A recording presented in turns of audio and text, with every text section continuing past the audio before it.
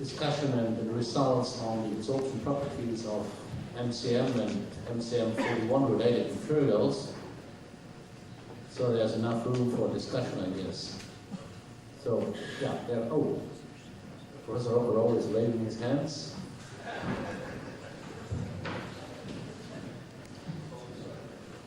My question deals with the thermal stability of MCM41.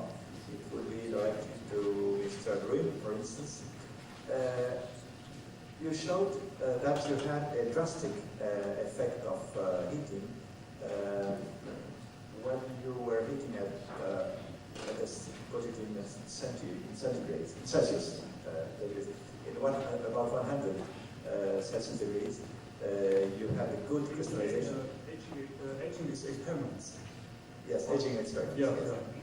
Whereas at 150 Celsius degrees, you had a drastic decrease in the surface area and porosity. Yeah. Have you seen the case when you start improving the crystallization by this first aging at 100? And does this first sample behave in a different way when brought up to 150 Celsius degrees? Or are there other means to stabilize the structure in a thermal when brought at a higher temperature?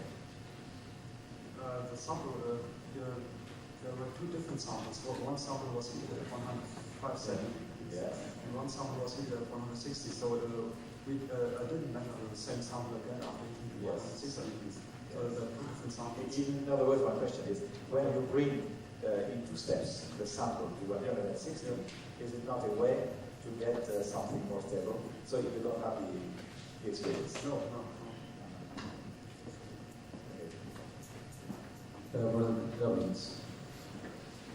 I had a comment really about understanding the absorption behavior in MCM41 and attempts by us and other people to model it.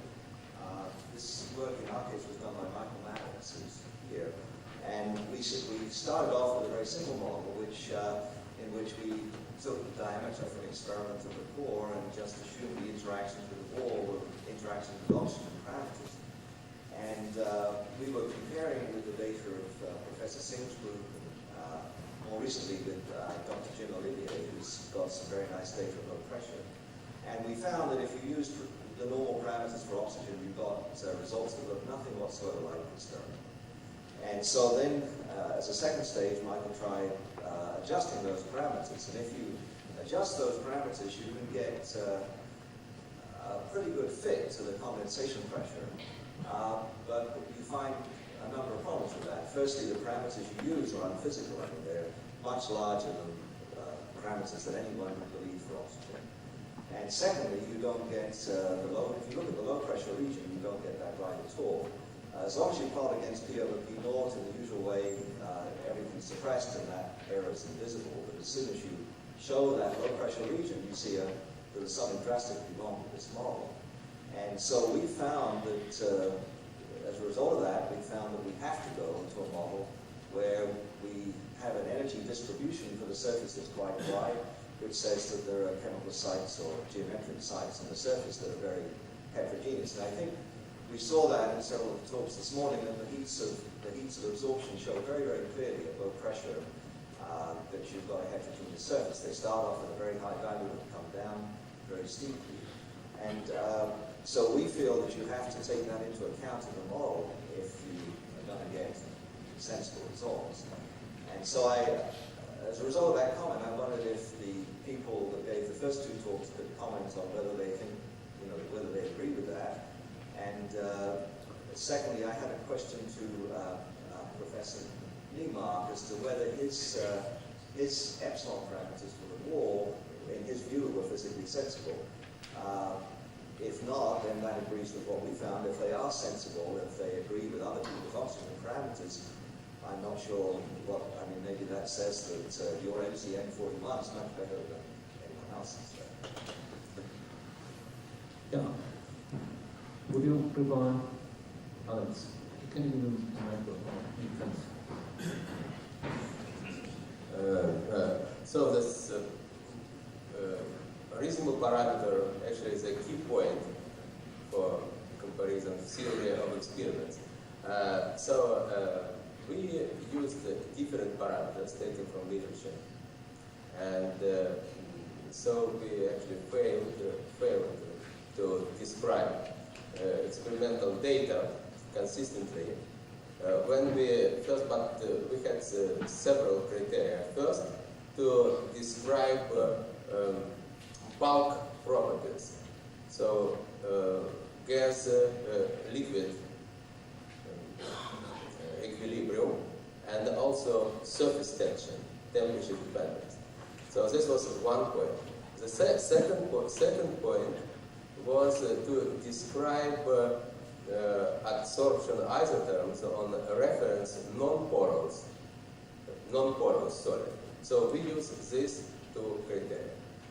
And now what I would say, that first, this our goal was to describe the region of capillary condensation, not adsorption at very low pressures. And so this capillary condensation and transitions were not very sensible to the parameters of solid-fluid interaction. And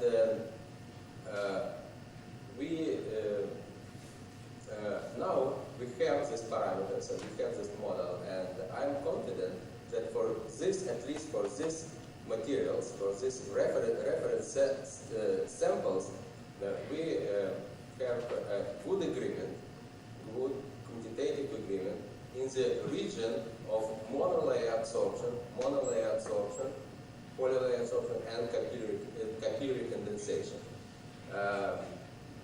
Right now, I wouldn't say that we have perfect agreement, of course, for very low pressures, but it was not our goal. And now, how relevant is our parameter that we used with some parameters for oxygen and so on.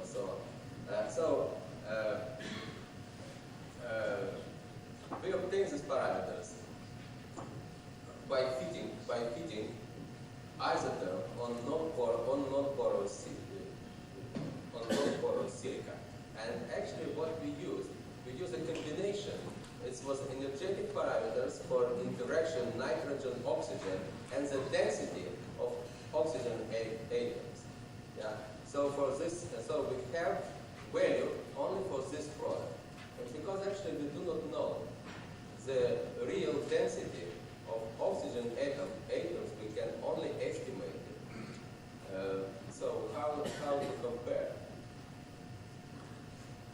with the parameters for this intermolecular interactions, which of course can be estimated from some other physical theories.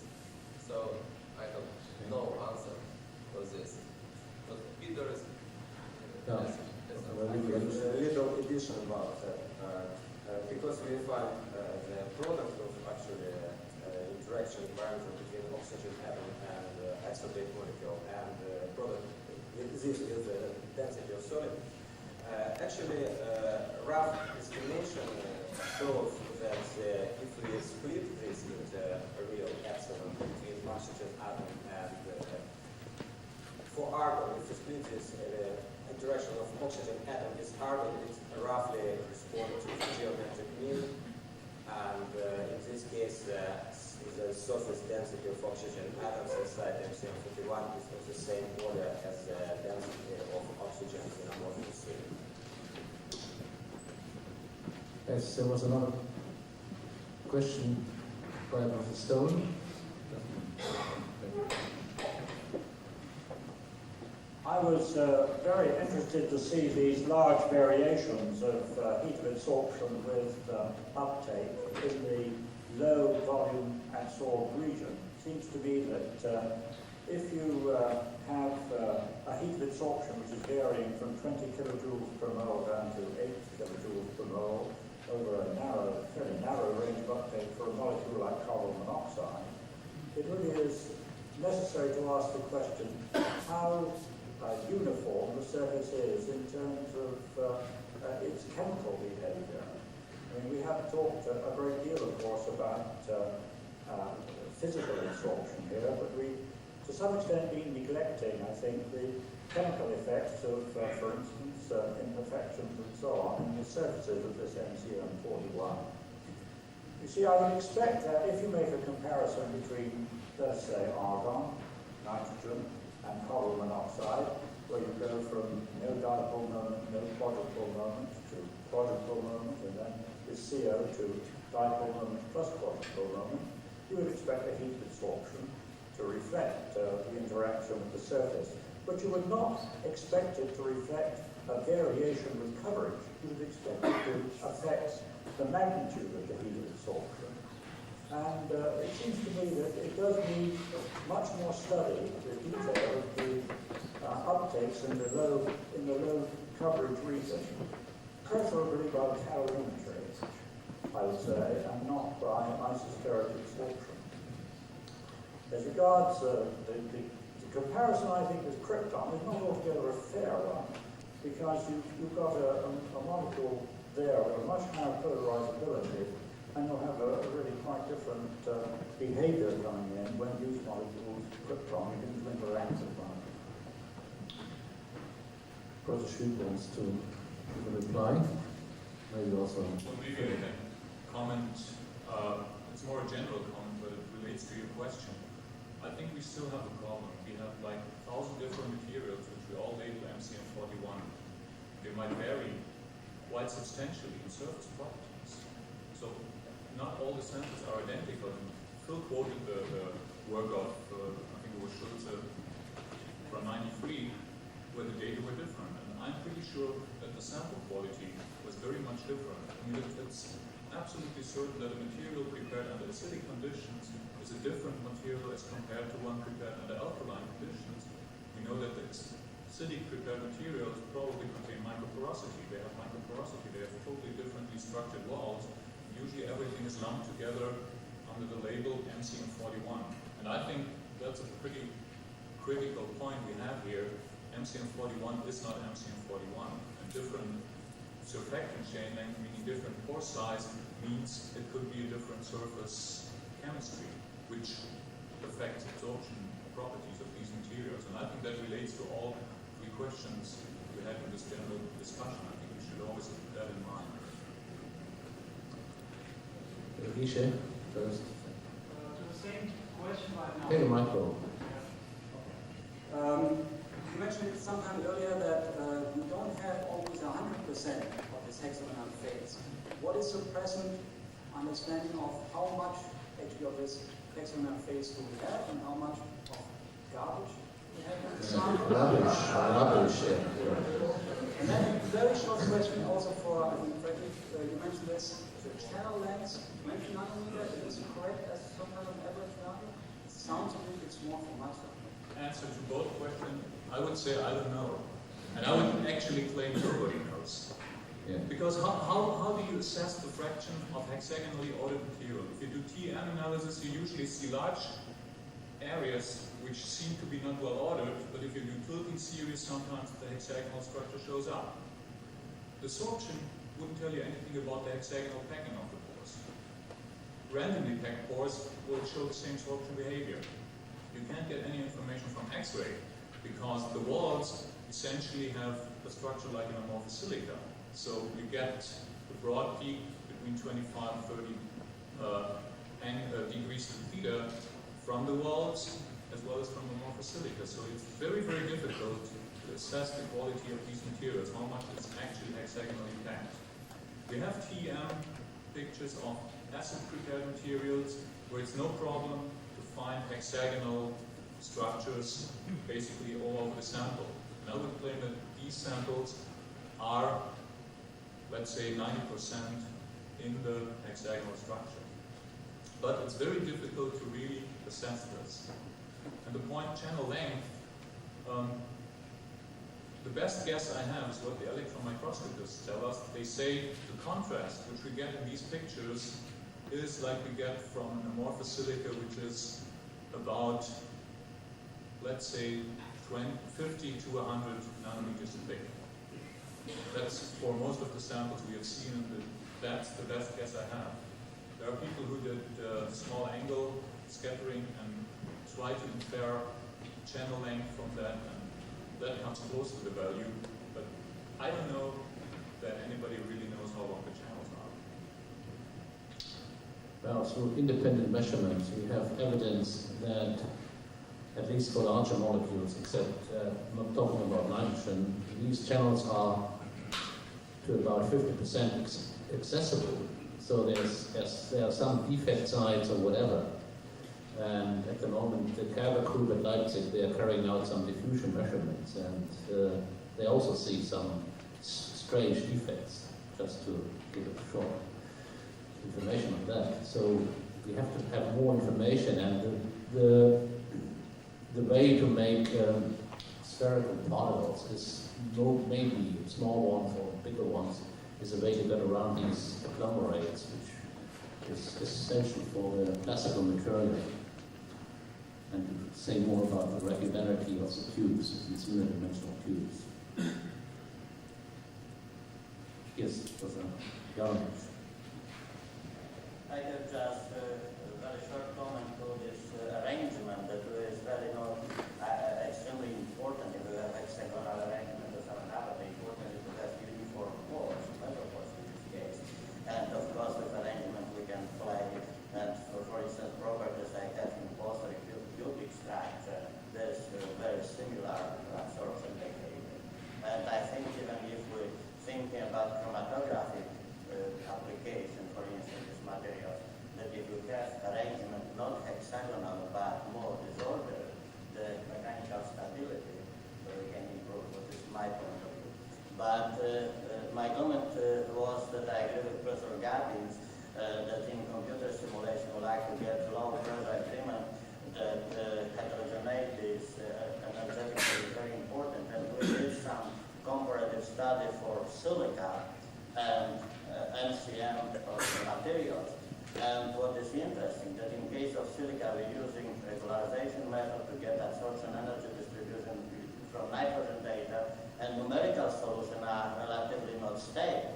In MCM material stability of calculation is extremely nice. I never saw that you can change regularization parameter several orders from 10 to -8 to 10 to -1, and the solution are identical. It means that you have quite high surface heterogeneity, and even the simple approach, giving the interesting result that I think in computer simulation is should take into account.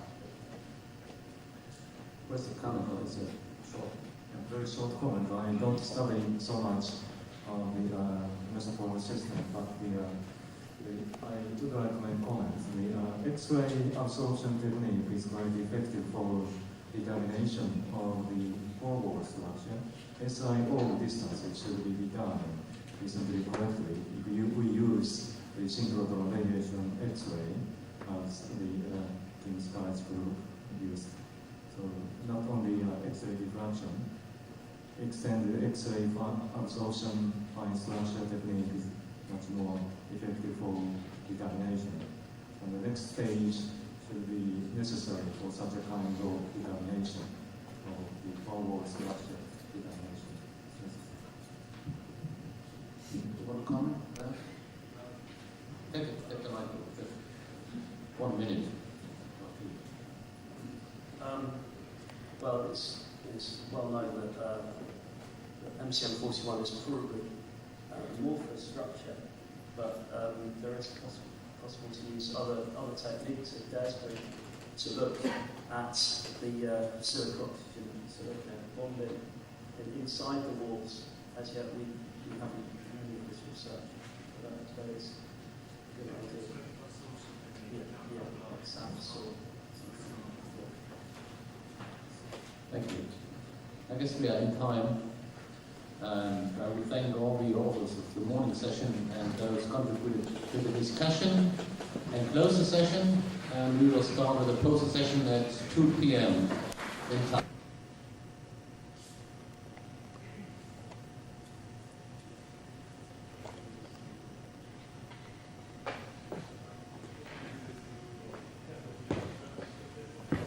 don't want to get off to too late a start, since we have very important activity on for later on.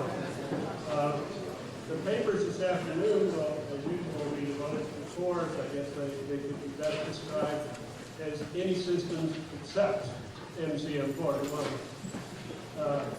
With no further ado, I'll introduce one of the more important speakers of the week, namely Brian McInerney, who will be speaking to us about problems